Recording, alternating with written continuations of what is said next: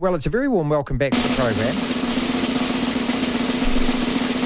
To the big man, Tom Abercrombie, who joins us. Tom, welcome. Sheesh, a drum roll. Thank you, I know. mate. Well, you deserve it, mate. Oh, look, I don't know where to start. Apart from 4 and 9, I mean, obviously, you guys are not happy with that at all. So, once you're in this hole, now you've got to dig out. How do you dig out? Yeah, I mean, there's no easy way to do it. It's going to be hard. These are the kind of situations that make or break you, and hopefully we've got the right stuff to find ourselves out of this. We know that we've played some good basketball in patches, but we haven't been consistent enough, and our bad patches have been really poor. So got to be more consistent and find some rhythm out there. It's we've had some really poor performances that we're not proud of, and we've got to try and turn the corner. It's no lack of trying, though, is it? It's no lack of effort and actual desire. So what is it? How can you define one or two things, the reasons behind why you haven't been as consistent? It has been a tough one as we try and dissect it, because you go back and look through. We spend a lot of hours going through film and looking at things, and we see plenty of moments when we do the things that we talk about and play the way that we want to play, how well it works and how it just clicks and things happen. And for whatever reason, we see numerous clips of us just deciding to break out of plays or not play with the necessary intensity or effort or attention to detail. Trying to get that consistent and happen all the time is obviously a work on for us, but it's something that we have to do. Is the league better this year, or the teams you're playing against better? I think from year to year it's pretty tough to say it's that much better. I think the league has gotten incrementally better every year for the last 10 years or 16 years since I've been in the league. I think it's gotten better every year. Certainly in a great place at the moment. The talent in the league is very good. The difference between top teams and bottom teams is very minimal, and that's why little things make such a massive difference in this league, because they can be the difference between winning or losing. We've had multiple games this year which we've lost by come down to 1 or 2 possessions, and that's why the discipline and consistency is so crucial. What end of the court particularly are you're most working on this week?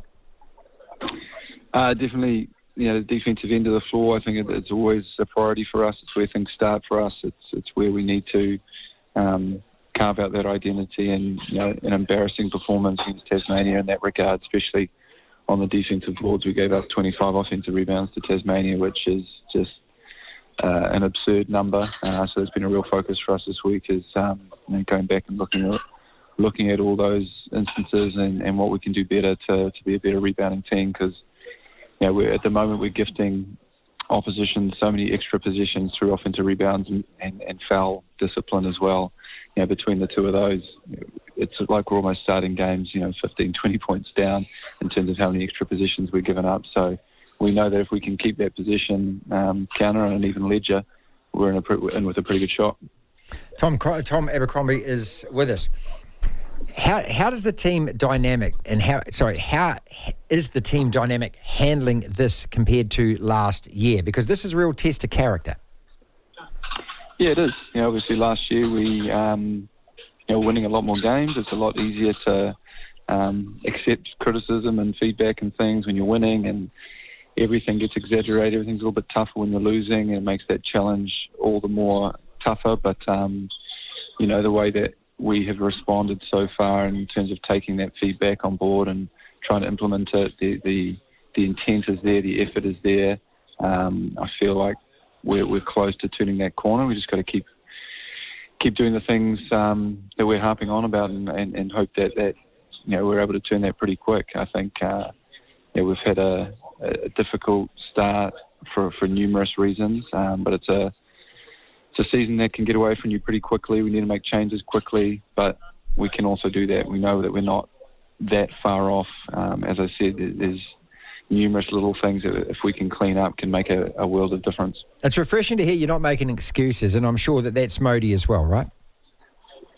Absolutely, it's not the way that we roll. And as I said, we watch countless hours of film, and you go back and look at that stuff, and talk pretty honestly about the mistakes that we're making. And it's pretty hard to make any excuses when you see it black and white in front of you. So it's about buckling up and just doing or making those changes that we see and talk about. How much do you hate losing, mate? Yeah, no, it's not fun. I hate it.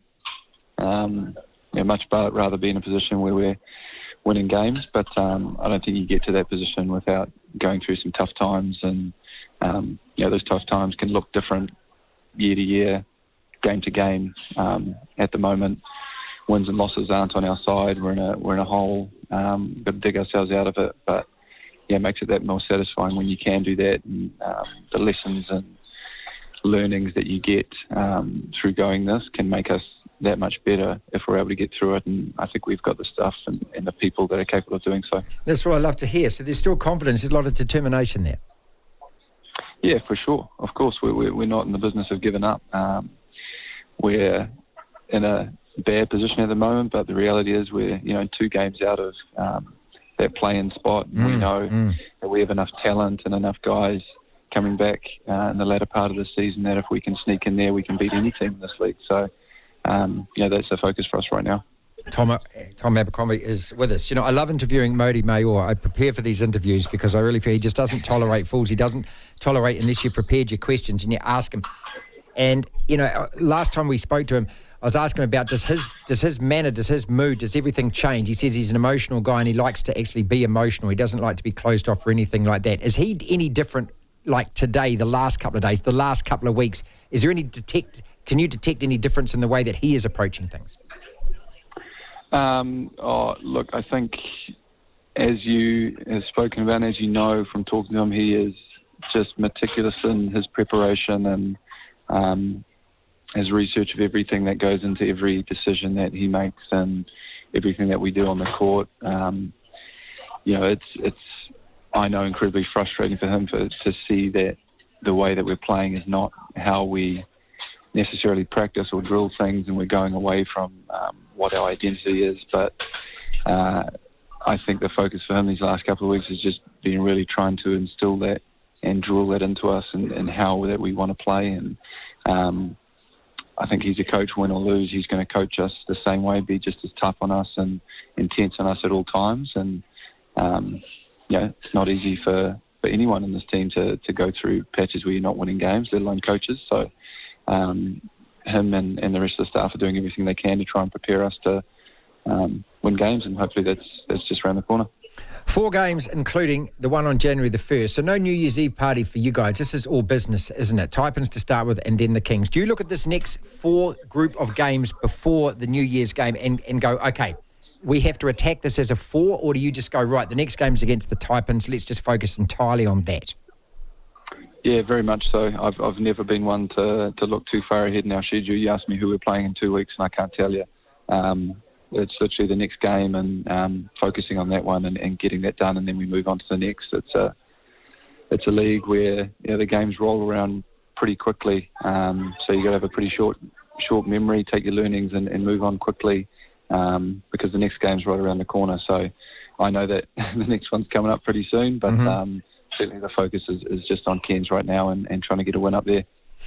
Well, it just seems a bit facile and infantile almost to say Merry Christmas and Happy New Year and I hope you're safe over the season. I just want you to bloody win, mate. I mean, that's the Christmas present, isn't it?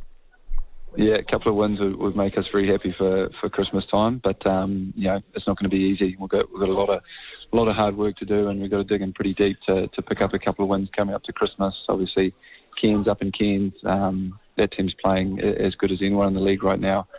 Just completely smacked Melbourne on their home court last week, and playing some really good basketball. So it's going to be a heck of a challenge for us. And obviously Sydney coming back just before Christmas will be a tough one as well. So got to work out for us, but it's how we like it. We want tough challenges right now to really test us and see how far we can go. So looking forward to the challenge. All the very best, mate, and hopefully the next time I talk to you that we're in a position where we can actually make that top 6, and then who the hell knows. Thanks so much for joining us, Tom. Appreciate you. No worries. Thanks, mate. All right. Tom Abercrombie with us. Good honest chat there about the Breakers.